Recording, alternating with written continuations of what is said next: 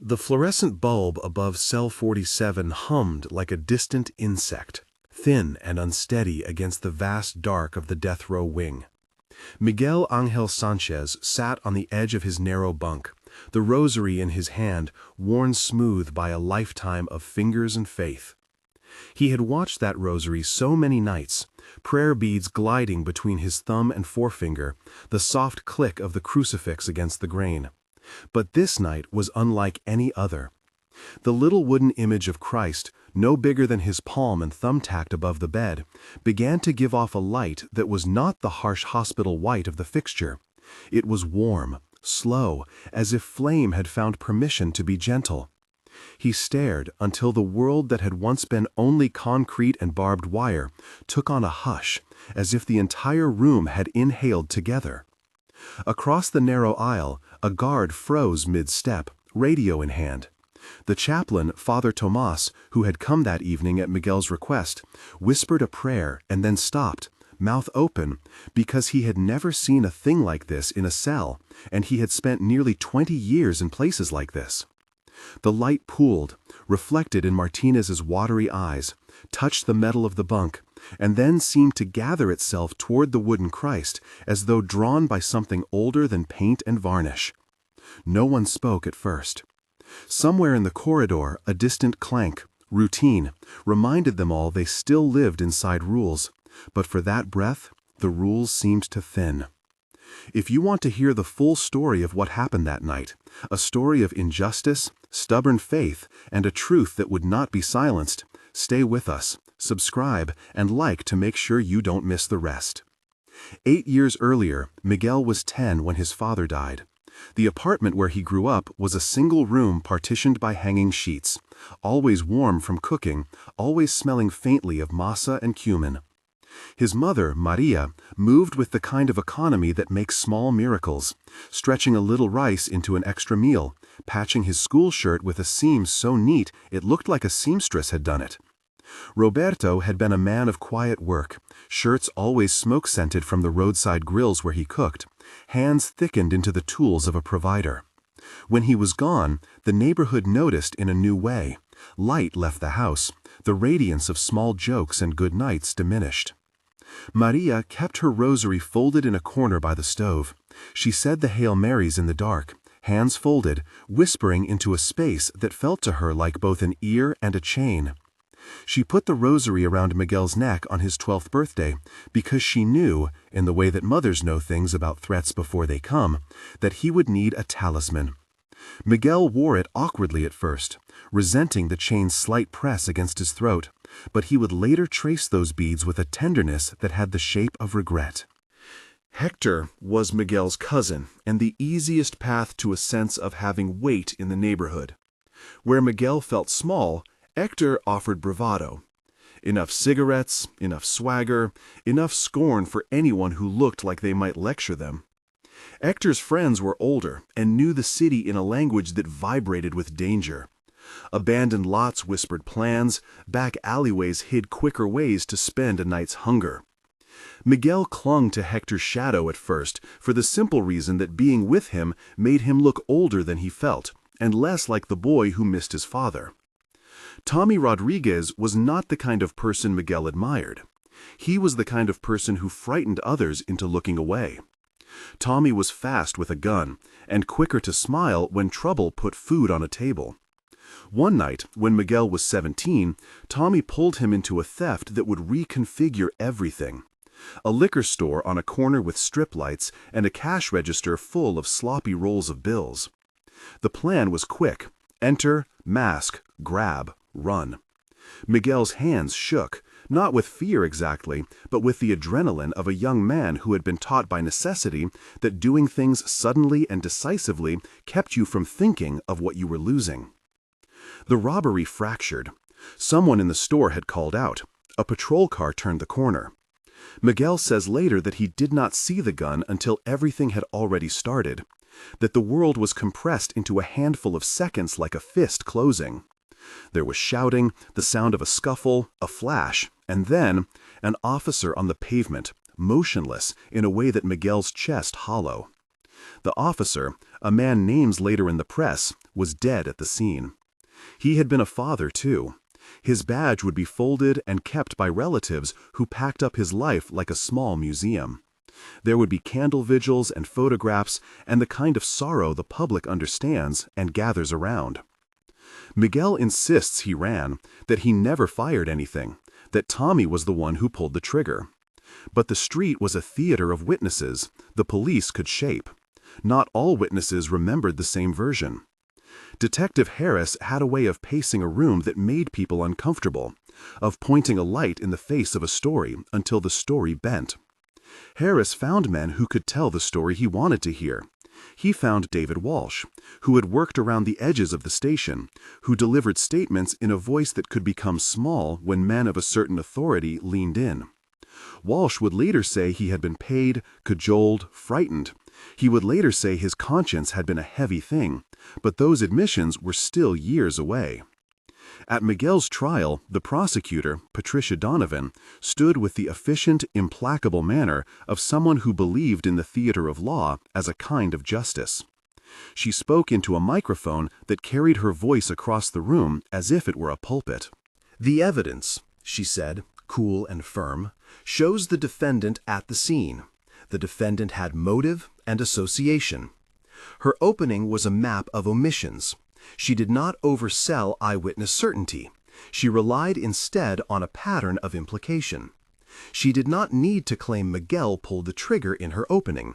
She only had to imply that he was part of a chain that led to that man's death. Daniel Foster, Miguel's court-appointed defender, wore 2 new suits and a smile that contained a kind of pleasant resignation. He had been given the case at a time when public defense offices creaked under caseloads like an old ship in a storm. Daniel believed in Miguel. He would later say so, but belief is not always enough against a chorus of witnesses and the image of a badge on a folded black ribbon. Daniel fought where he could. He pointed out inconsistencies in witness statements, argued for forensic reviews, raised the question of Tommy Rodriguez's presence, but the available evidence, bits of testimony, a hurried chain of custody, the absence of exculpatory surveillance footage, stayed stubbornly ambiguous. The judge listened with a face of impartiality and tiredness. The trial moved with the peculiar rhythm of public theater, long stretches of procedural monotony punctuated by moments of fierce intensity. Miguel's mother sat in the gallery with her rosary clenched so hard her knuckles white, whispering Hail Marys under her breath until her throat ached. She had cut her visits from work, saved pennies. The defense asked for continuances. The court granted them sparingly. Tommy's presence at the trial was a rumor that frayed into silence. A man who should have been a key witness evaporated into the kind of absence that becomes an argument for 2 different truths. When the jury returned, Patricia Donovan rose with the crisp mastery of someone who had anticipated the moment. The forewoman read the verdict with that particular airlessness of official announcements. Guilty. The word landed like a gavel. Miguel stood as if someone had taken away the floor from under him. The sentence, death, followed in a manner that was technically ordinary and spiritually devastating. The court left its imprint not just on Miguel's fate, but on the family that love had tried to anchor. In the years that would follow, Miguel constructed his life not as the outside world defines it, but as one learns to do in the narrow beliefs of a cell. Time in Polunsky's echoing fluorescent corridors moves like a different kind of weather, slow, heavy, and often without season. The cell numbered 47 was small enough that the air seemed to pass through the same square for days, the bunk a constant horizon. The wooden Christ the chaplain had tacked above his bed in the early months was the sort of thing visitors brought when they could, a small figure, handcrafted, with paint worn thin on the forehead. It had come from Father Tomas, who bought it at a roadside market when he was passing through a town with too many things to fix and not enough hours to fix any of them. "It's humble," he told Miguel when he pressed the little image into his hands for the first time. "It's exactly the sort we need." At first Miguel's prayers were simple, blunt instruments. "Lord, if you can hear me, make them see." He said it not from holiness, but from a kind of adolescent bargaining. The prayers felt like pleas from someone who had only recently discovered the verbs of faith: petition, plead, bargain. He did not yet understand patience in the long-suffering Christian sense. He only knew the clock of his sentence. "God," he whispered once, hands wrapped tight around the rosary, "if you are there, give me a sign. Give me any proof that this is not the end of me."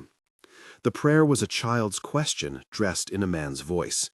There was no eloquence to it, just the raw desire of a life that had been interrupted and humbly asked for continuation. Father Tomas came every week with a genuflection that made no difference to the bars and yet changed the air. He smelled of old books and weak coffee, and his collar had a softness that seemed to say he had been softened by too many rooms like this. He sat with Miguel, listened to the staccato of his memories, and offered Scripture not as doctrine, but as a quiet companion to practice. Brief readings, questions that drew out rather than demanding answers.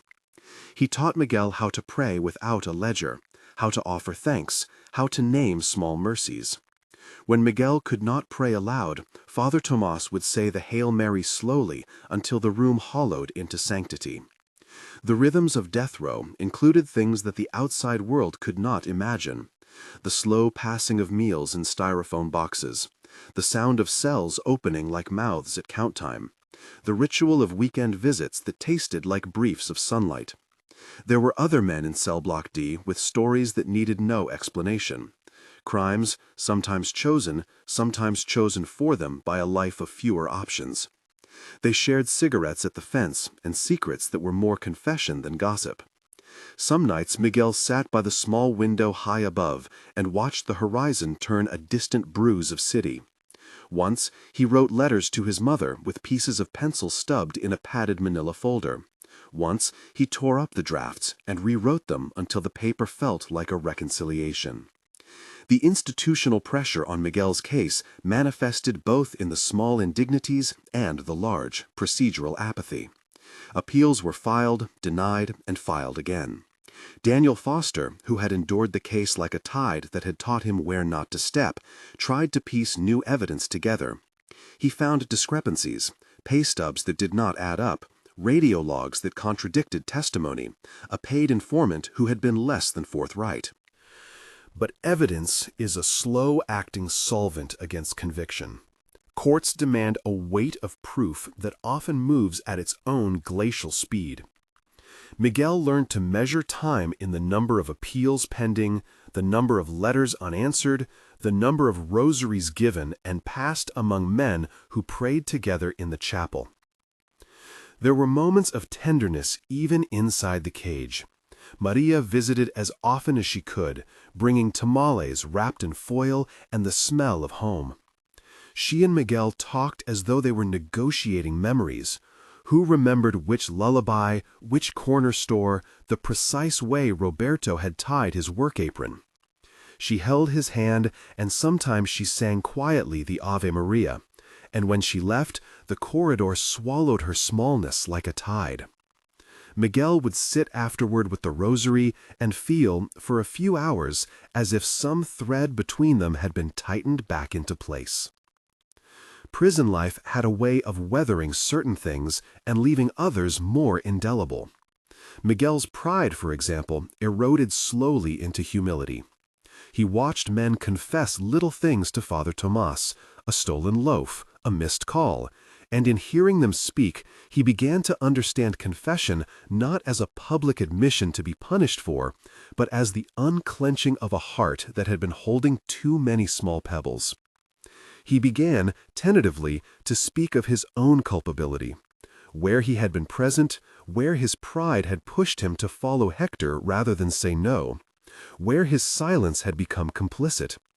The language was awkward at first. His mouth held remorse like a foreign object. Yet the more he said it, the more it unknotted. For 8 years, the world outside shifted in ways he could taste in letters and in the occasional news story. The detective who had prosecuted the case, Harris, hardened like a name in granite in the local press. His career moved forward. The man who had been the shooter, Tommy, ended up dead in another confrontation. His absence made the air at the trial colder in retrospection.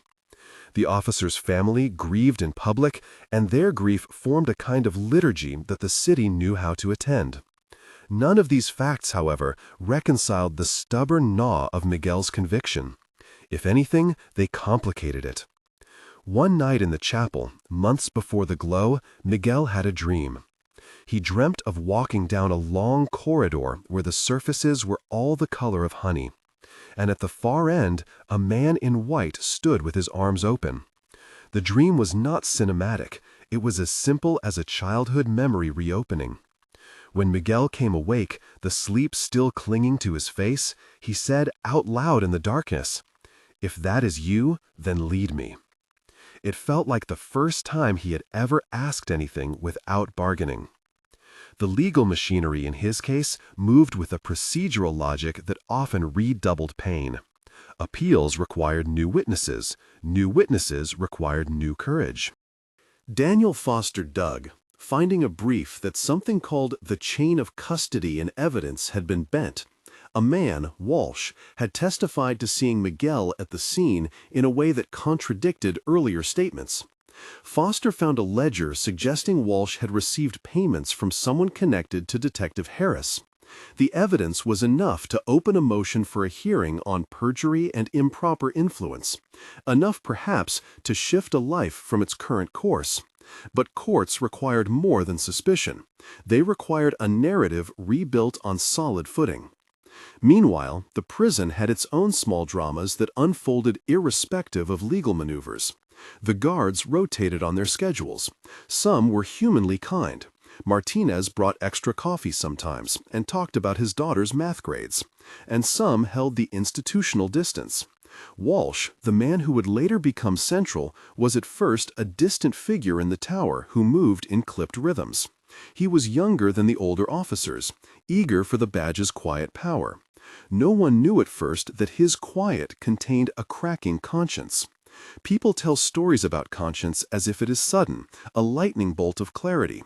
In Walsh's case, it was a slow, soft erosion triggered by 100 small acts that eventually collected into unbearable weight. The chapel became a halfway house of sorts, men, guards, and chaplain rubbing shoulders in a space that dulled the monotony of the facility. Father Tomas sometimes read from Scripture, sometimes told stories of saints who had turned their lives in unlikely directions. Miguel listened, sometimes skeptical, sometimes hungry for any story that could be a map out of his moral paralysis. He began to attend Mass when it was offered, and to receive communion in a way that felt like breaking bread with possibilities rather than with certainty. The wooden Christ above his bed started as an object and slowly took on the function of a companion. He would light prayer in the corner of his mind the way one lights a lamp in a window, signaling presence. Not everything inside the prison was pastoral. There were nights of argument, moments when men erupted at the thinness of their choices. The death of an officer still gnawed at families. Some inmates were not given to the language of remorse one expects. The legal fight, whether won or lost, did not erase the pain of those left behind. Father Tomas taught a form of empathy that did not excuse wrongdoing, but acknowledged sorrow and tried to bridge the two. Maria's letters would say things that made Miguel both weep and be ashamed. Lines like, "You are my son. I will still pray." Those letters were more powerful than any legal brief. Years slid by. The appeal stalled, then moved, then stalled again. Daniel found evidence, then lost ground in a hearing. Patricia Donovan, the prosecutor, argued with a clarity that felt like inevitability, insisting the state had acted properly. The city watched and took sides. Some practiced a born conviction that the state must defend the officer.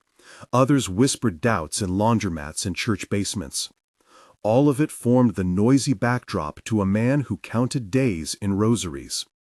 On a cold February morning, cold for Texas, meaning the air bit with a sharper edge than usual, Miguel received word that an important hearing would be held. Daniel had uncovered a paper trail showing payments that suggested witness tampering connected to Detective Harris. The hearing could not overturn everything. It could, however, allow new testimony about Walsh's involvement to be admitted. Miguel felt a fragile, hot hope press against the thin membrane of his chest, a hope that is more like breathing in a small space than like running outside. On the day of the hearing, the gallery was fuller than usual. Maria sat in the back with her hands folded around the rosary like a relic. Father Tomas crouched nearby with an aged Bible that smelled like old paper and lavender. The prosecutor, Donovan, looked measured. Daniel was nervous but precise. Walsh took the stand, and when he spoke, his voice was a different thing. It trembled, but it was true. "I was paid," he said simply, and for the first time in 8 years, a fact slammed into the courtroom like a weight. The cross-examination peeled back a history of coercion and pressure. Walsh explained, haltingly, how Detective Harris had insinuated in his life in ways that made him comply. Threats to his job, insinuations about past mistakes, the bribe money that appeared as favors. The hearing did not resolve everything. It did not, in a breath, undo the conviction.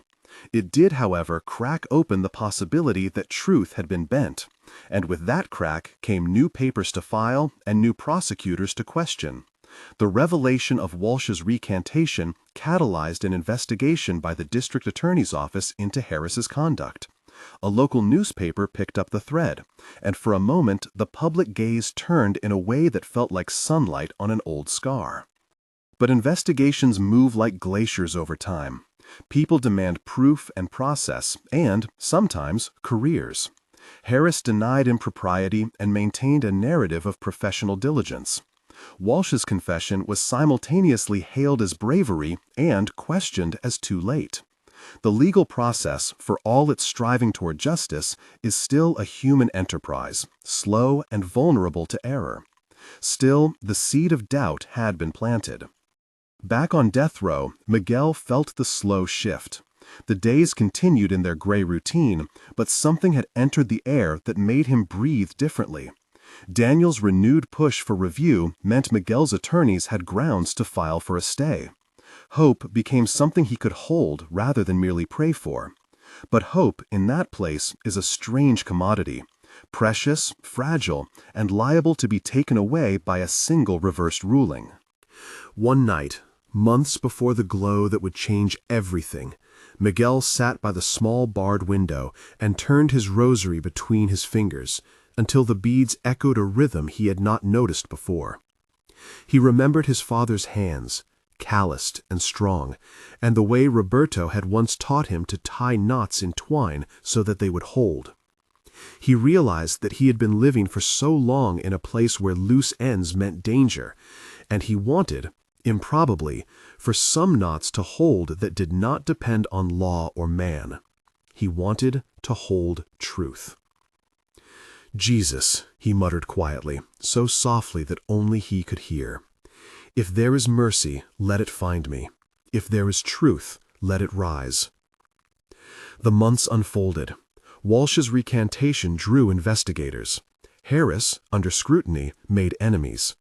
The district attorney's office, careful and slow, opened a preliminary review. For the first time in years, Miguel wavered between reason and revelation.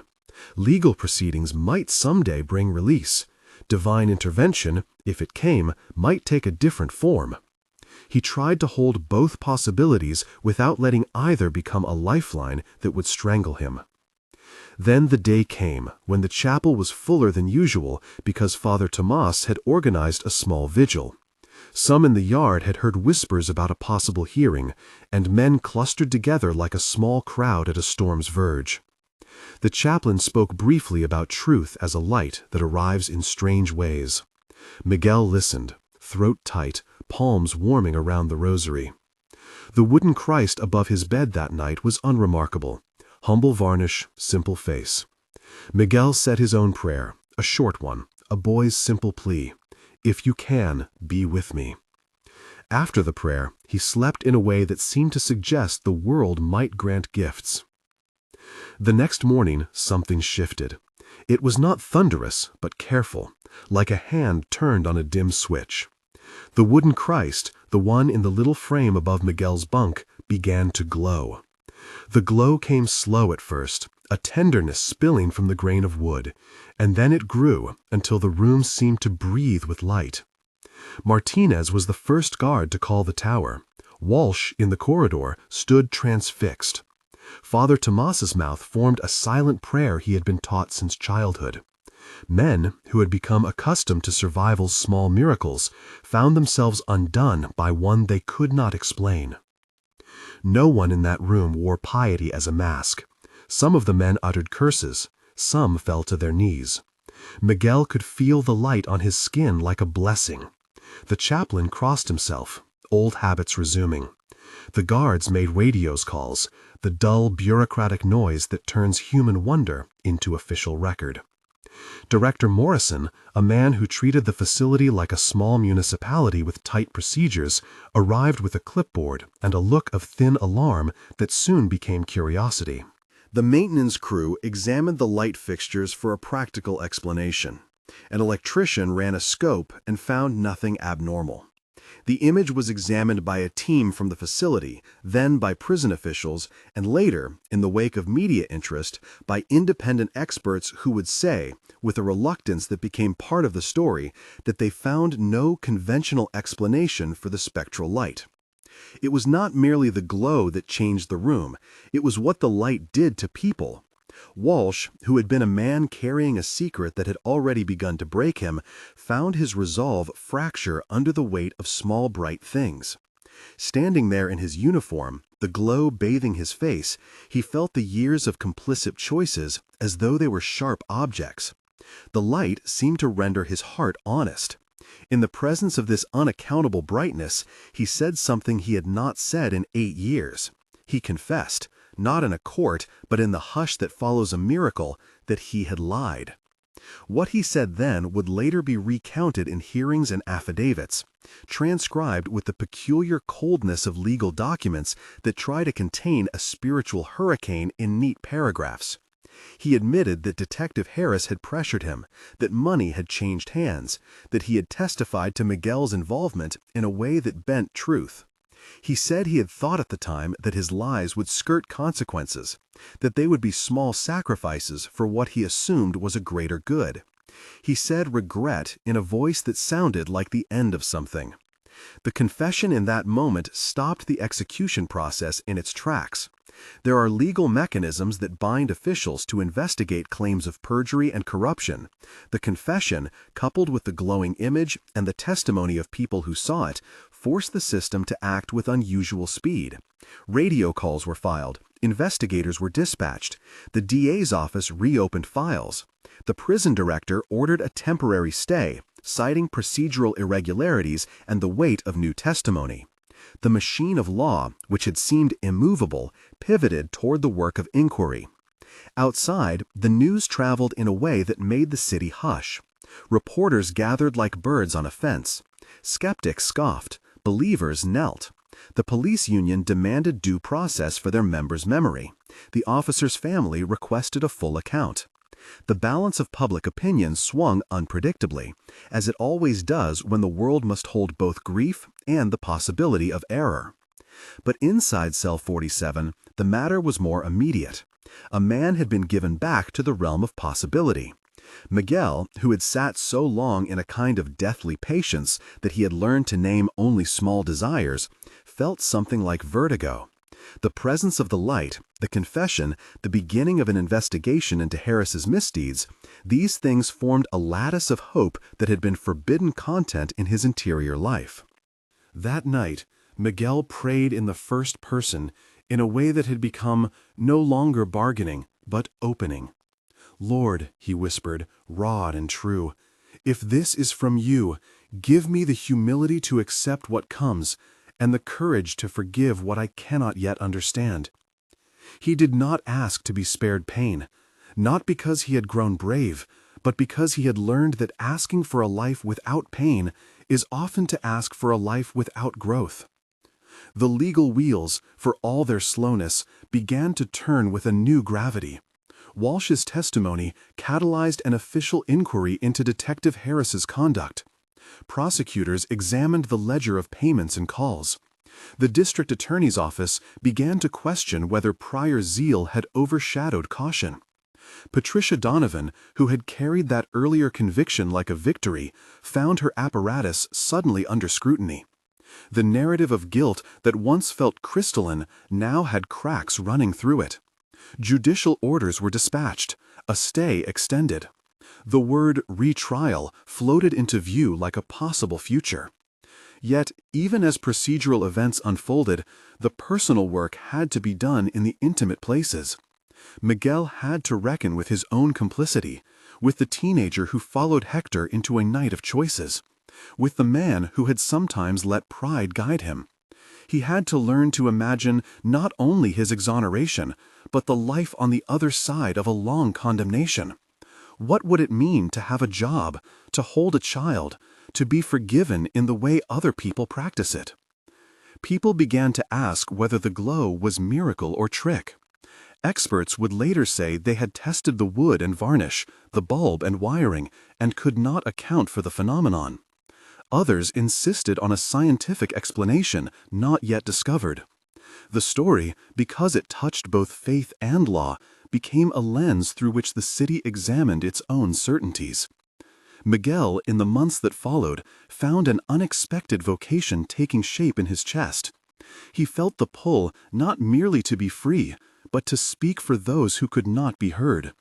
He thought of the men who sat in other cells and whose appeals never got notice, whose names were never printed in newspapers. He thought of his mother's rosary and the way she had kept faith when the world told her to move on. The idea of a future that included advocacy felt both terrifying and necessary. When Walsh's confession became part of the public record and investigators had collected corroborating evidence, phone logs, financial records, witness statements, the district attorney moved to vacate Miguel's conviction. It was not an exoneration in a single breath. It was a set of legal motions, hearings, and decisions that played out in courtrooms and offices with the dull, grating sound of bureaucracy. But each document signed, each clerk's stamp, was like a small stitch being made back into the fabric of a life. On the morning the court issued a stay and ordered an evidentiary hearing, Miguel stood in his cell and let the news sink in. There was a peculiar dissonance in feeling victory in a place built for endings. He tried to imagine walking out into a world that had turned 8 years without him. What would his mother smell like? How would the city see him? As the man they had condemned, or as the man they had wronged? The questions were heavy and necessary. Maria cried when Daniel called her with the news. Her voice on the other end of the phone was thin with relief and fear. She asked for information in a way mothers do. She wanted to know when he would be home, if he had his teeth, if he had eaten. She cooked an extra batch of tamales and sat with neighbors who pooled their joy into the small household. Father Tomas prayed, quietly, for a safe and honest process. The investigation into Detective Harris continued.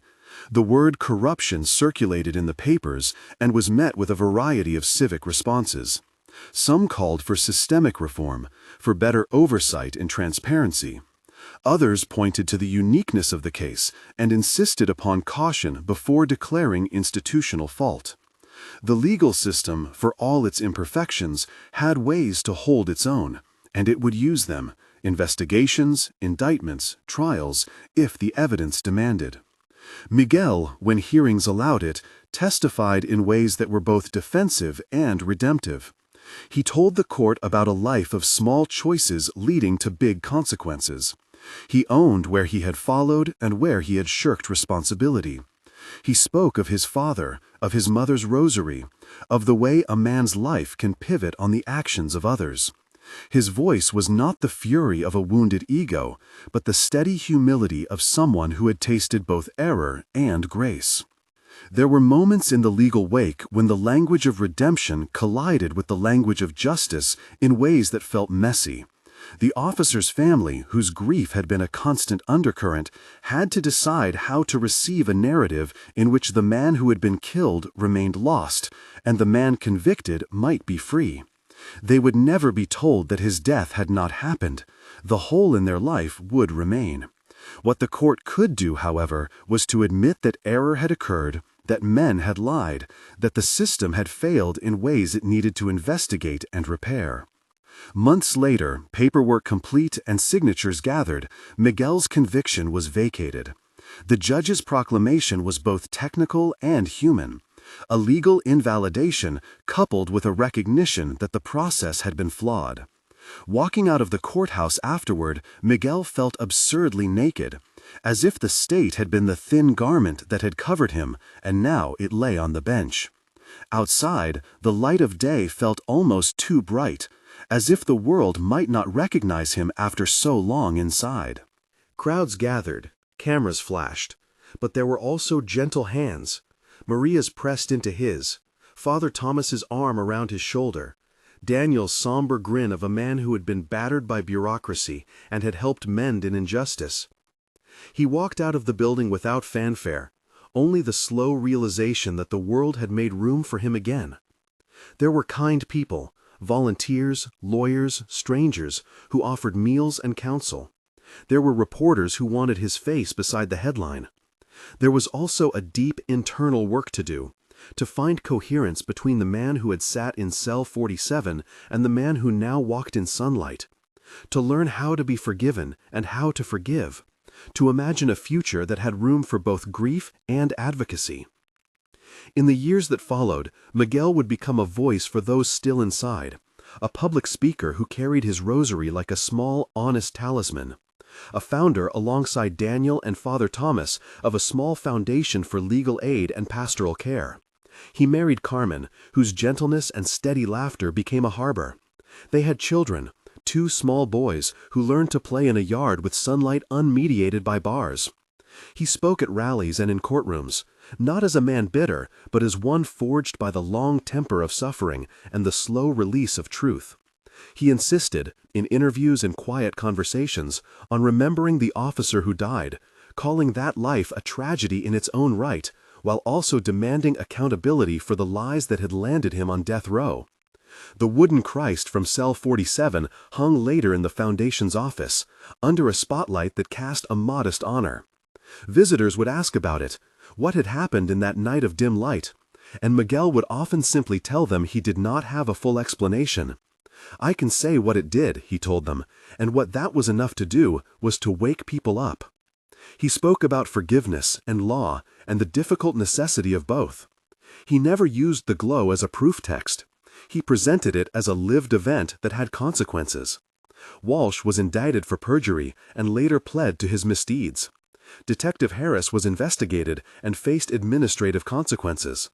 The city enacted a small slate of reforms in questioning and witness handling. None of these changes erased suffering, but they were stitches made toward preventing similar harm. At public events, Miguel favored honesty over triumphalism.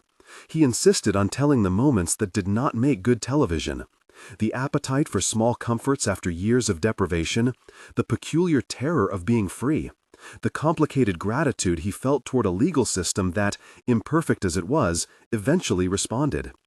He urged listeners to support legal aid not out of pity, but out of civic responsibility. "When one of us is falsely condemned," he would say, "we are all at risk."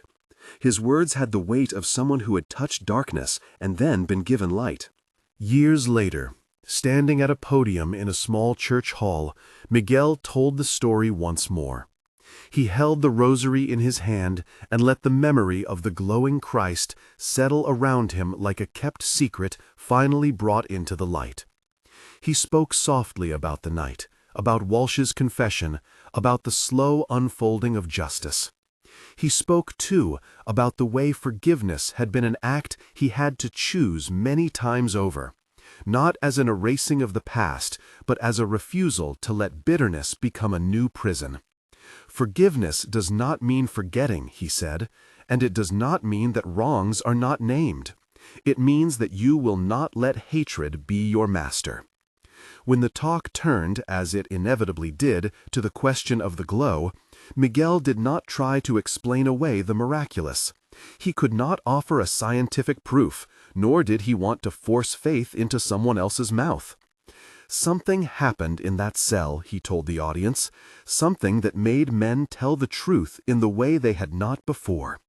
Whether that was divine, or the accumulation of conscience, or a chance phenomenon that we cannot yet chart, it changed us. It made possible what our ordinary appeals could not entirely force. He closed by inviting people to act, to volunteer, to donate to legal aid, to pray if they were the praying kind. He asked people not to make the story into a tourist attraction for belief, but to see it as a summons to justice. Truth, he said, will come to light, but sometimes it needs our hands to hold it open. That night, in his small home, Miguel took the wooden Christ into his hands. He traced the worn edges, felt the grain like a map of journeys. He thought of the man in white from his long-ago dream, of his mother's rosary, of Walsh's broken voice on the stand. He prayed, simply, "God, thank you for what you have done. Help me to be faithful now that I am free." Outside, the city hummed its ordinary life. Inside, the light in his hands was only a wood and varnish and memory. But in the small and holy economy of human hearts, it had been enough. He had been condemned. He had asked to see Jesus before death. And what happened, what no one could fully describe, left everyone who had witnessed it speechless. And then, slowly, speaking in a clearer language about truth, about mercy, and about the duty to repair. The knock at the door was soft, tentative, as if the hand that made it feared to wake something in the house that should be left asleep. Miguel set the rosary on the table and walked to the hallway, surprised at the hour. Through the peephole he saw a woman in a coat too thin for the late wind, hair tucked under a scarf, eyes steadied as if toward a task she had rehearsed that morning and each morning since the funeral. "See?" he said, and opened the door. She looked older than he had imagined from the name on the call log and from the briefs he had read. Isabel Rios. The papers had called her the officer's widow. The neighborhood had called her a private sorrow. And now she stood in the lamplight with a small brown envelope clutched to her chest. "Mr. Castillo," her voice carried the flatness of someone who had learned to keep emotion from breaking the work of speaking. I hope I am not intruding." "Not at all." He stepped back and gestured her inside before thinking himself too clumsy to offer more than hospitable space. The house smelled faintly of coffee and lemon oil. The wooden Christ leaned against a cushion on the sofa, cast in its familiar, modest shadow. Isabel crossed the threshold as if entering a church. She did not sit immediately. Her gaze fell to the figure on the cushion and then to the rosary on Miguel's palm. For a moment neither of them spoke. The silence carried the residue of many conversations, courtroom hours, news cycles, interviews reduced to Q&A, the afternoons when the foundation had been a flurry of paperwork and petitions. "You keep it here," she said finally. Her fingers reached for the wooden Christ and hovered a hair's breadth away. "I heard about that night, about the light." Miguel watched her without trying to shield anything. "People made many stories about it," he said. "I only know what I held. I know what it did to those who were there. I know what it did to me." "It made men tell the truth," she said. Her voice was not accusation so much as naming. "It made some men tell a truth that changed the course of a life, my husband's life. That is an odd sort of miracle." Miguel folded his hands together. "I know the oddness of it. I know, too, that saying something like that does not make grief lighter. I will not pretend that it does." Isabel sat then, at last, careful on the edge of the chair opposite. She unbuttoned the envelope and drew from it a photograph. The officer in uniform, at a younger age, smiling in a way that made the corners of his eyes crease like someone who had been given small mercies often. She set the photograph on Miguel's knee as if entrusting him. "I kept this on the nightstand," she said. I kept it the first nights after they took him in. The trial, you know how it looked. Anger, accusation. I thought maybe all the lights would turn on if someone else's conscience was lit. She looked up. When I read that men had begun to speak differently, I wanted to be angry at anyone who would take that from me. I wanted to be angry at you, at Walsh, at anyone who would say that what happened was meant to replace what we lost. Miguel felt the old not-quite forgiveness prick again, the small recrimination at being the beneficiary of something he had not earned. I thought of him every night, he said. I thought of his sister's hands when she called me. I thought of how many small decisions led to one fatal step. I asked God aloud to let me honor him if I ever came out. I never wanted the story to be used to erase his death. I wanted it to be a reason to remember him, to change the system that did not hold us properly. Isabel's mouth tightened. You remember him, she said, but do you know him? Miguel closed his eyes for a breath and remembered a face he had glimpsed in a photograph at the funeral, a face lined with the everyday stubbornness of a working man who loved his family. Not as you do, he admitted. Not as someone who lived in his house, who heard him laugh at the kitchen radio. But I have listened to people who did. I have tried to make sure he is not just a headline in a file. She looked at the photograph again, fingers tracing the crease of his jaw. He wanted to be a teacher, she said. He liked the neighborhood kids. He coached a little league. He hated paperwork. He loved when the sun found the alder tree outside our window.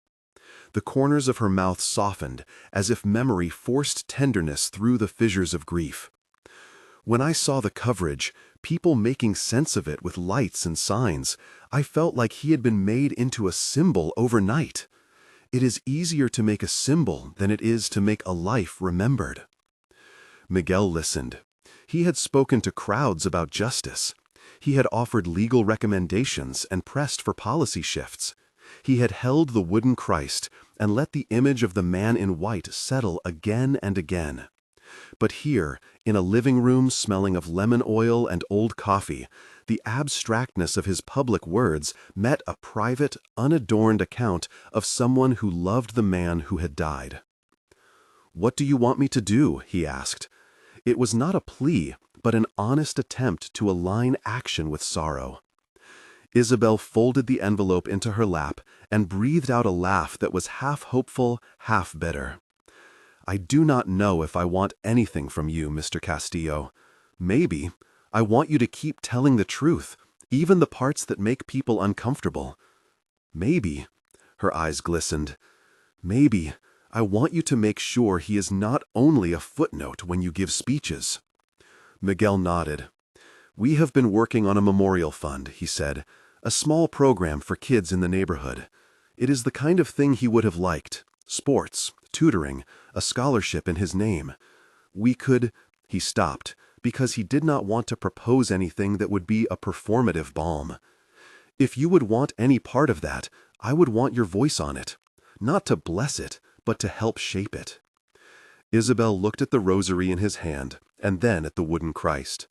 The tension in her shoulders eased a fraction. "He would have liked that," she said. "He was always saying the kids needed somewhere to go. He used to say the city forgets corners where people raise children. He hated forgetting." They sat for a while, and two kinds of remembering braided into one another.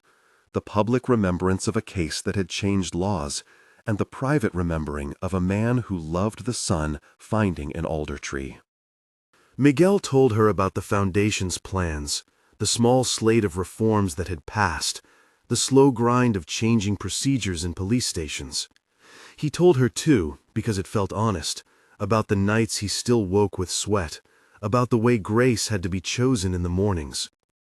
Isabel listened, and when she spoke again it was quieter, a voice made small on purpose so that it could hold a surprising influx of forgiveness. "I do not forgive to make it right," she said. "I do not forgive to forget him. I forgive because I cannot be owned by hatred for the rest of my life. I am weary of it. I cannot let bitterness name me." Miguel's throat tightened. "I have had to choose that same thing," he said, many times. Before she left, she asked for something Miguel had not expected. "May I touch it?" She nodded toward the wooden Christ. "I want to hold what people said lit the truth.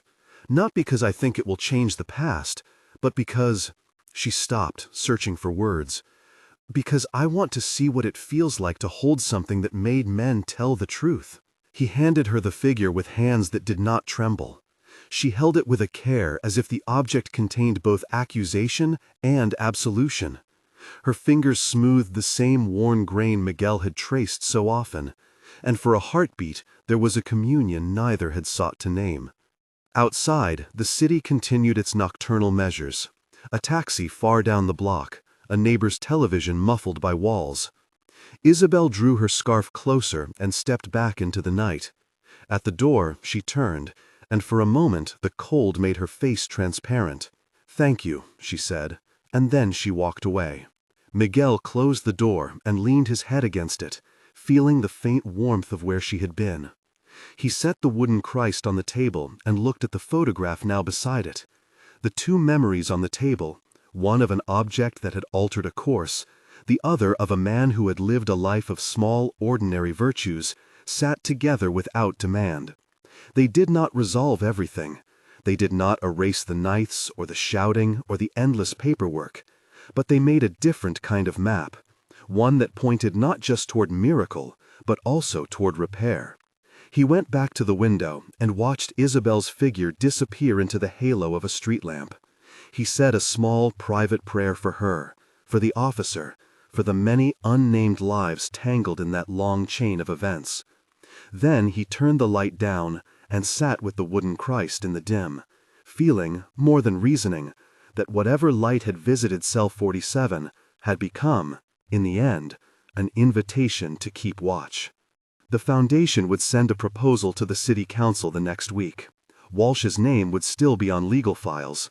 Detective Harris's retirement file still a quiet point in municipal records. There would be hearings and op-eds and the slow, necessary churn of policy. But in the small room under the spotlight, the wooden Christ waited, patient as a promise. Miguel picked up the rosary once more and began to pray, not for explanation, but for stamina. The stamina to tell truths that were complex, to hold grief without capitulating to hatred, to build a memorial that remembered the man in full. Outside the window, the alder tree moved in the wind, and the city hummed on, indifferent and intimate all at once. When he finally rose and went to bed, the image of Isabel's hand on the worn wood settled over him like a benediction. He slept, this time not as a man who had been given a single reprieve, but as one who had been tasked to live with what he had been given. The work, he understood anew, was not over. It would not end with confessions or indictments or lonely lights. It would be measured in small acts, in the quiet building of a life that honored those who had been lost. Morning would bring calls and a calendar full of meetings, but for now the night held its small peace, and Miguel let it be enough. He set the photograph by the Christ, smoothed the cushion, and when he closed his eyes, he imagined, briefly, without claiming certainty, that truth could be held open long enough for others to walk through.